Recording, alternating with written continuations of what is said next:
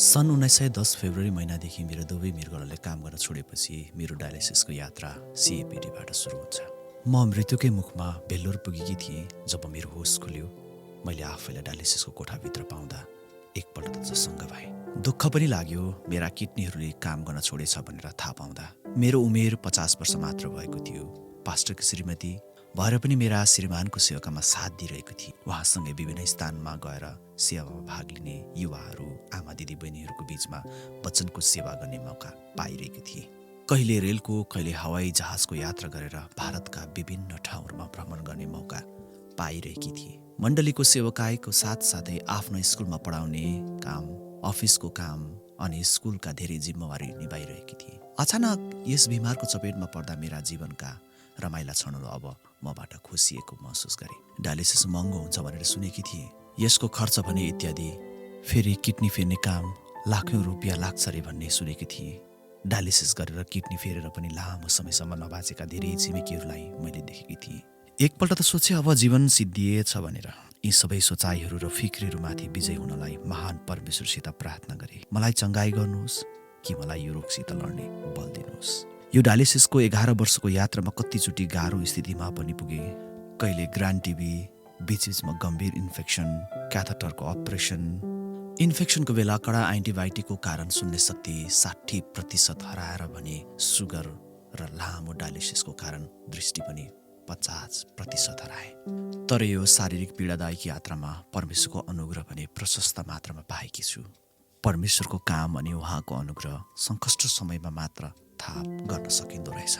म कल्पना गर्छु सत्रक, मेषक अनि अबेदनगोको आगोभित्रको अनुभव र आशिष राजकीय परिवेशमा बिताएका जीवनमा त अझ आशिषमय थियो होला। यस्तै प्रकारले दानियलको सिंहको खोरभित्र बिताएको रात, डाक्टरी उपचारभित्र पनि आशा गुमाएको बेला परमेश्वरको हातको छुवाई थाहा गर्नु कति महान हुँदो रहेछ। भजन सङ्ग्रहको किताबको 103को 1 पदमा गम्भीर सङ्कष्टको स्थितिमा पुगेर पुकारा गर्दा योना 2:7 लेखिए अनुसार जब मेरो प्राण गलिसकेको थियो तब मैले हे परमप्रभु तपाईँलाई सम्झेँ र मेरो प्रार्थना तपाईँ कहाँ पुग्यो, तपाईँको मन्दिरसम्मै पुग्यो। सन् 2011 फेब्रुअरी महिनादेखि सुरुको हप्तामा 2 पल्ट अनि पछिबाट हप्तामा 3 पल्ट सिलगढी प्रधान नगर स्थित मेडिका नर्सिङ होममा डायलिसिस गरिरहेको छु। यो डायलिसिसको समय प्राय 4 घण्टा लाग्छ। मेरो कोठामा एक पल्टमा जम्मा 5 जना बिमारीको यो उपचार हुन्छ। डाक्टरले जब एउटा बिमारीलाई डायलिसिस सुरु गर्न लाउँछ, धेरै नयाँ व्यक्तिहरू यसलाई किडनी निको हुने उपचार सम्झन्छन्। उनीहरू सोच्छन् केही डायलिसिस गरेपछि उनीहरू स्वस्थ हुन्छन्। एक दिन सीएमसी भेल्लोरको डायलिसिस कोठामा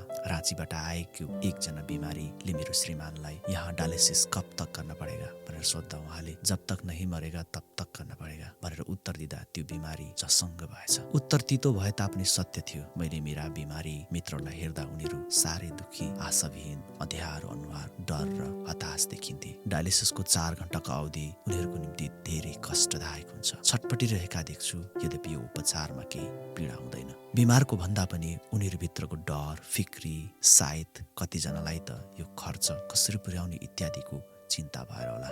किनकि यो उपचारको मासिक खर्च 30,000 देखि 40,000 हुन्छ। कतिजना त डायलिसिस सुरु भएको केही महिनाभित्रै आफ्नो ज्यान गुमाएको देखेको छु। मसँगै वा मभन्दा पछिबाट यो उपचार सुरु गरेका प्राय सबैजनाको मृत्यु भइसकेको छ। तर परमेश्वरको अनुग्रहले मलाई यो लेख लेखिन्जेलसम्म जीवन दिनुभएको छ। मेरा डायलिसिस मित्रको कुरा सुनेर कतिलाई खानाको रुचि हुँदैन अनि कतिलाई सुत्न गाह्रो पर्छ रे। धेरैलाई हेमोग्लोबिन शरीरको रगतको मात्रा एकदमै कम्ती अनि सिरम क्रिएटिनिन, ब्लड युरिया एकदमै बेसी मात्रामा भएको थाहा गर्छु। तर म त राम्ररी खान सक्छु अनि राम्ररी निदाउन सक्छु।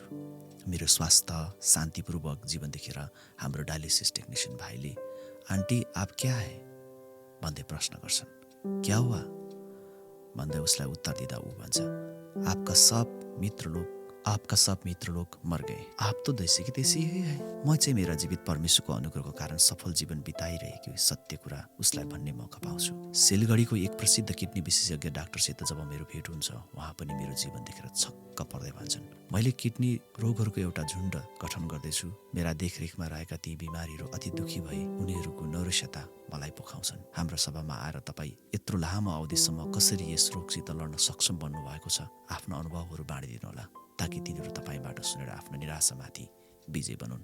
हाम्रो विवाह हुनुभन्दा अघिदेखि नै मेरा श्रीमानको सेवकाई भारतदेखि बाहिर उहाँको भ्रमण बारेमा सुन्ने गर्थेँ। उहाँसँग मँग्ने भएपछि जब हाम्रो विवाह भयो, म पनि उहाँसँगै ती स्थानहरूमा घुम्न पाउँछु भनी मनमा सोचेकी थिएँ। हाम्रो विवाह भएपछि भारतका प्राय सबै स्थानहरूमा यात्रा गर्ने सुअवसर पाएकी थिएँ। किडनीको रोग लागेपछि पनि भारतका अरू थुप्रै नयाँ ठाउँहरूमा लगायत विदेशतिर पनि डायलिसिसको प्रबन्ध मिलाउँदै भ्रमण गर्ने मौका पाएकी थिएँ। यसरी कष्टदायक अनि खर्चपूर्ण जीवनमा कसरी सुखी भई जिउन सकेकी छु, यसका केही रहस्यहरू लेख्न चाहेको छु। यो कति महँगो उपचार मात्र नभएर यी खर्चहरू परमेश्वरले कसरी बन्दोबस्त गरिदिइराख्नु भएको छ, यो अझ ठुलो कुरा छ। कष्ट त अवश्य छ, तर यो कष्टभित्र उनै महान परमेश्वरको अनुग्रह प्रशस्त भएको थाहा गर्छौँ हामी सबै परिवारले। यो डायलिसिसको लामो यात्रामा सफलता अनि आशिषका साथ अघि बढ्न पाइरहेकी छु। त्यसका केही कारणहरू म यहाँ लेख्न गइरहेको छु। पहिलो, उनै महान परमेश्वरको करुणा मेरो निम्ति प्रशस्त रह्यो। दोस्रो कुन्ती 9:12 मेरो अनुग्रह तिम्रो निम्ति पर्याप्त छ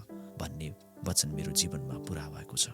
मेरो रोगलाई सोचेर कहिले फिक्री गरिनँ मैले, किनभने फिक्री गरेर मैले आफैलाई बचाउन सक्ने त होइन, बरु उहाँको वचन अनुरूप मेरा सारा बोझ र फिक्रीहरू उहाँमाथि राखिदिए। हाम्रो आयु, जीवन र मृत्यु त उहाँकै हातमा छ भने म विश्वास गर्छु। म केही गर्न त सक्दिनँ, तर मेरो जीवनको कारण धेरैले उत्साह पाइरहेका म अनुभव गर्छु। तिमीहरू साक्षी बन्ने छौ भन्ने वचन म बिमारी नै भएर पनि पुरा गरिरहेको छु जस्तो लाग्छ। दोस्रो, मेरो आफ्नै परिवार जसले मेरो सेवा गर्न अनि मेरो उपचारको निम्ति आर्थिक सहयोग गर्न कहिले थाकेनन्। मेरा श्रीमान आफ्नो सेवाकाई अनि धेरै कामहरूमा व्यस्त भए पनि मलाई साथ दिन कहिल्यै पछि रहनु भएन।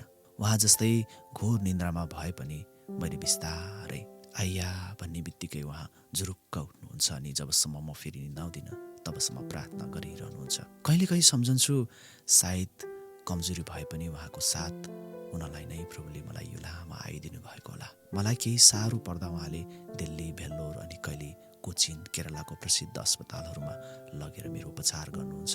यस्तो बिमारी अवस्थामा आफ्ना श्रीमानबाट माया, स्याहार, सेवा, सहायता पाउन कति अभाग्य ठान्दछु। मेरा छोरीहरू दिना, उपासना जसले मलाई एक नानीलाई जस्तै स्याहार गर्छन्।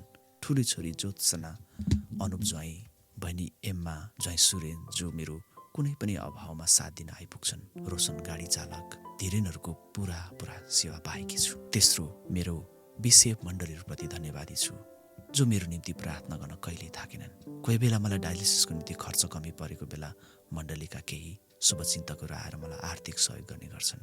मेरो आफ्नै भाइ पास्टर रोहन कार्की, बुहारी सारा जसको प्रशस्त सहायता पाएकी छु। हाम्रा सारा मण्डलीहरूका पास्टर बुबाहरू अनि पास्टरनी आमाहरू साथै उनीहरूका धेरै विश्वासीहरू मेरो निम्ति प्रार्थना गर्छन् अनि कतिपल्ट आर्थिक सहयोग दिन्छन्, जो प्रति म अति नै धन्यवादी छु। मेरा श्रीमान पास्टर जोना बलसित परिचित भारत अनि विदेशका कयौँ मित्रहरूले मेरो निम्ति लगातार प्रार्थना गरिदिनु भएकोमा उनीहरूप्रति कृतज्ञता प्रकट गर्दछु। मेरा श्रीमान भन्नुहुन्छ, जिउँदो हुँदै खाँचोमा सहयोग दिएको मरेपछि चढाएको श्रद्धाञ्जली भन्दा अति उत्तम कार्य हो। यसरी नै एउटा लाइनको याद आउँछ, श्रद्धाको फुल नचढाए पनि पुग्छ मलाई जब म तपाईँहरूसँग नहुँदा, बरु अलिकति मलाई हाँसिदेऊ जब म तपाईँहरूसँगै हुँदा।